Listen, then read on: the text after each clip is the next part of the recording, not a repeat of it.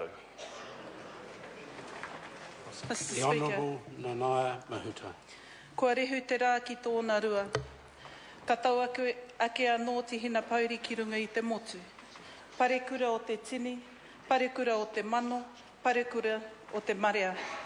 Kua parekura tia te motu i tō ngarunga. Haere e pare, kia kata pai i ngā tūpuna i te pō. Parekura, nāu i rata ngā wharekai, nāu i whakahoahoa ngā tāngata ahakoa kōwai ahakoa nōwhea. Ka tika te haere mai o ngā iwi tini tini ki runga o hauti, ki runga o te tai rāwhiti, mōu te take. Ko tēnei rangi, ka muia te tini ki roto i tō wāhi mahi, te wharepare mata, mau tonu te take. Haere e hoa ki te urunga te taka, ki te moenga te whakaarahia, te pō ki a koe, e te hoa, e te rangatira, e moe, haere, haere atu rā. Mr. Speaker, I offer my condolences to the whānau Pani, the people of Aitanga Hauiti, the people of Te Tai Rāwhiti, Ngāti Kahununu, all the constituents of Ikaroa Rāwhiti. Parekura was a regular presence amongst the people of Waikato. He had a close and special affinity with the late Dame Tiata, my late father, extending to his close relationship with Tuheitia. His kin connections to the kingitanga were well known, and there was always a place to stay or kai on the table should he ever drop in, and he dropped in often. I started making cups of tea for Parekura when I was 15. It never stopped.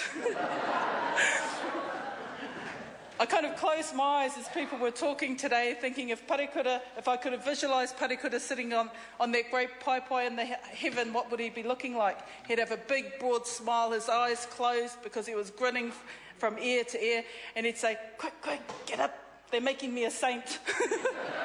Get up and say something.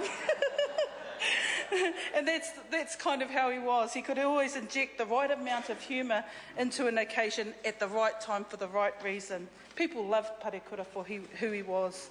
Parekura consolidated relationships that he had no matter where he worked. His time leading the community employment group gave him godlike qualities.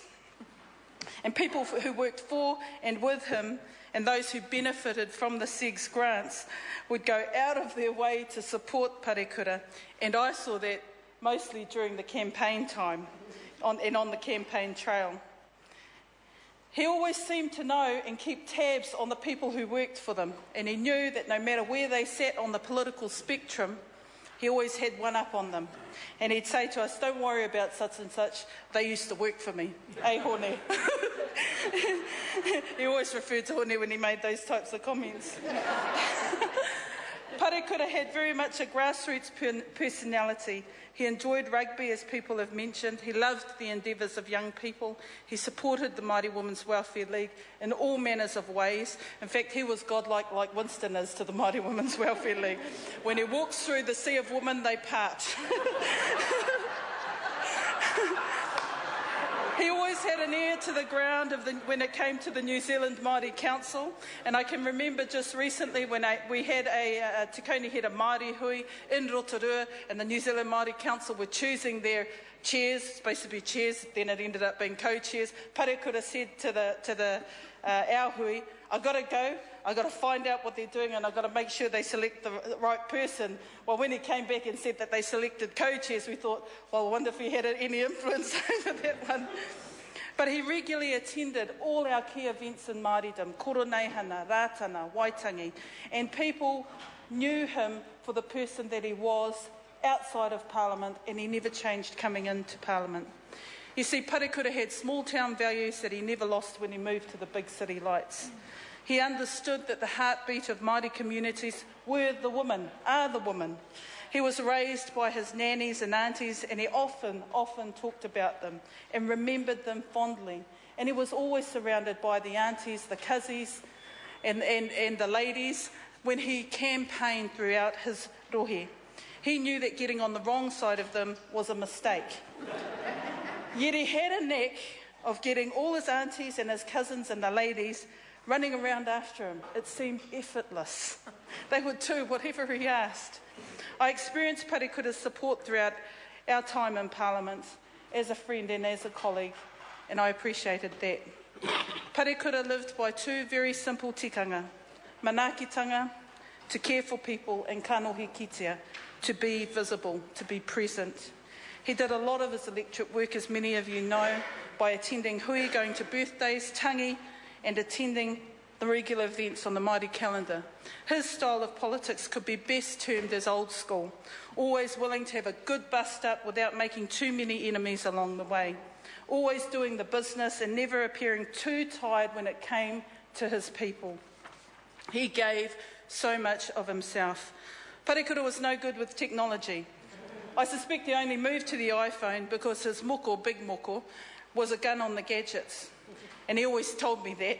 I have to admit that face-to-face conversations with Parekura were often very long. And if I had a really important question and I needed a simple yes or no answer, I'd just text him. And he kind of got some really good text responses, but they were never more, to me, they were never more than 2 or 3 words, and I liked that. Parekura had a quick temper, and if he got all worked up, he would thump the table, his eyes would bulge, and the sentences got shorter and shorter. In fact, he had a number of 2-word sentences. You fill in the gaps. You kind of got the feeling that this was his rugby character, and you better step back because he would explode. We never heard too many stories about how explosive Para was on the rugby pitch, but we were told that, you know, that cricket patch that goes up and down the rugby pitch, that's where he was. He was supposed to be the gun on that little cricket pitch. He made a good little number there. But and Tau is right. I suspect Parekura gave it as much as he got it. He was no good at fundraising. I remember in a Labour Party fundraiser, we got him to auction some wine, and he sold a $30 bottle of wine to an auntie for $2, and after that bottle we said, "You're sacked. Bring in someone else to auction this wine off." No story about Parekura would be complete without mentioning his many drivers, and there were many. Whanaunga, staff, mates, ministerial drivers, every one of those people will have a story. Parekura was shocking. I only went in the car with him once, and I never ever went in again unless he promised me that he wasn't driving. But you get value out of every kilometre that he travelled. He would always know where the hui was, where the tangi was, where a birthday was, and just calling in was enough, and you would see the delight of his people when he'd just call in unannounced, when he'd know that they were special enough for him to call in. And I really admired that about him. And he never had too short a time to have a cup of tea. The only problem was, with every cup of tea came the cakes and the sausage rolls and all of that. So, you know, people make comments about his size and all of that, but it was really indicative of the love that his people showed for him. Let it be a timely lesson for us all that love can be shown in a salad, in a carrot stick, and maybe a gluten-free something. Watch this space. So, as I said, some of the best stories will remain with the many people who drove him around and saw the extent of the mahi he really did. He was always good for a yarn on those long trips, and members of our caucus will miss him for that. There were several times that I would walk into the office and he'd be having a conversation with his son, Wal, inquiring about a farm, his farm, a busted gate, sending some meat for a tangi somewhere down the line, paying for this and that. Wal always seemed to have the con on whatever Parekura did or wanted to do. Desmond had big moko in Auckland. Parekura was proud of Des's achievement and the fact that moko played softball and was a gun on the gadgets. We would pick and drop Parekura off from Des's place when he had to go to Auckland. Parekura glowed when he talked about his two moko. To them, he was just papa, and that's the way he liked it. Ture, well, I suspect, always made Parekura feel like a father. He was always forever worrying about Ture. If it wasn't one thing, it was another.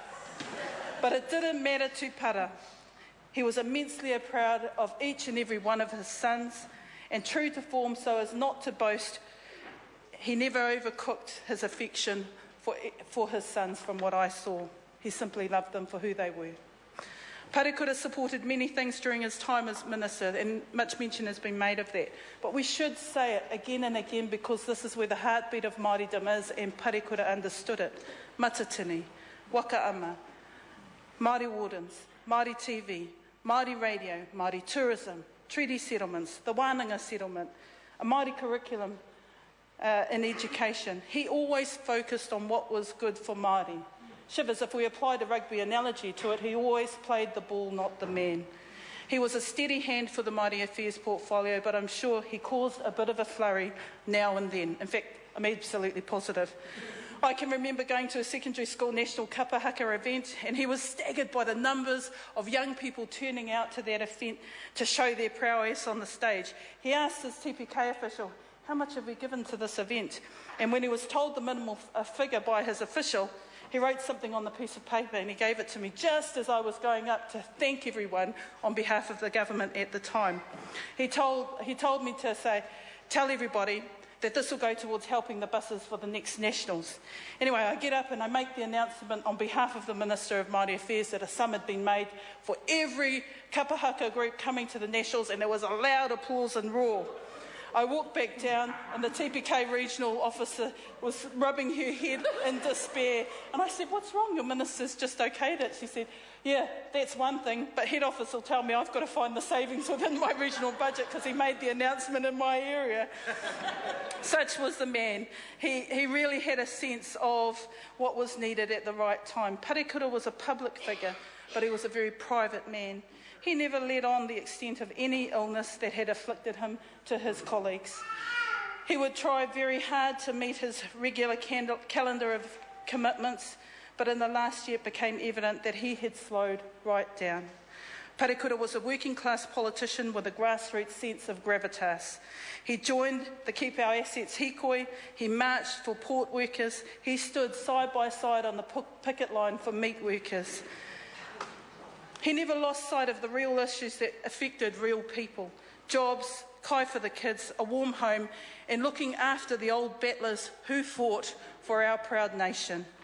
Parekura exemplified all the values that he lived. During his time as an MP and minister, he was served by some very loyal staff who respected his passion and laughed around him, got frustrated with him, and were dedicated to his cause of Māori development. While we would have preferred to hear a valedictory speech from Parekura, sadly that is not to be. Parekura had a deep spiritual side. He'd always talk about all these different spiritualities as he was growing up. But you can count on this, certainly for the members of the Māori caucus. If a karakia needed to be said because we didn't know our way through or didn't know what was happening or something needed to be corrected, Parekura would always follow his Māori heart and confirm the spirituality within himself, and I respect him for that.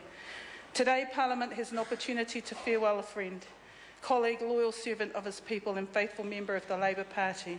Right now, I just want to recognise Joe, who in his electorate was his eyes, his ears and his hands, would mobilise people throughout his electorate if he needed them to be somewhere to support him. Joe, you haven't stopped working for him right to this current day, and your service, I think, has made a big difference to the things that Parekura did in his time. He will be remembered for the impression he left and the laughs along the way. We remember him fondly. Nō reira, e moe Parekura. Nō reira, kia tau, kia tātou katoa. Te ata whai o tō tātou ariki a ihu karaiti. Me te aroha o te atua. Me te whiwhinga tahitanga ki te wairua tapu. Ake, ake, ake. Āmene. Puri anei e te hau.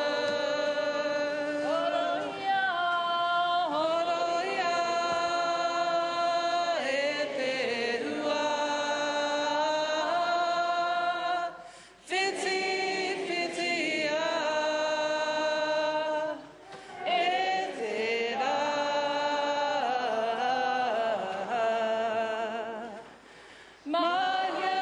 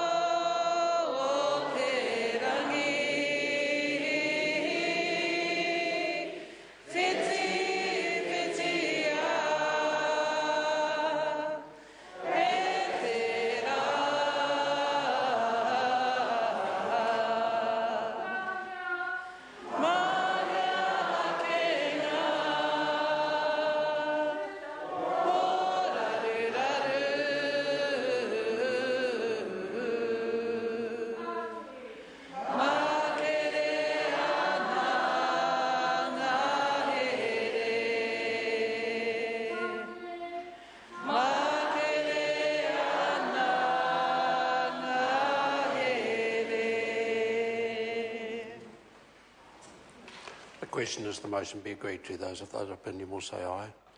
To the contrary, carried. The House stands adjourned until 2 p.m. tomorrow.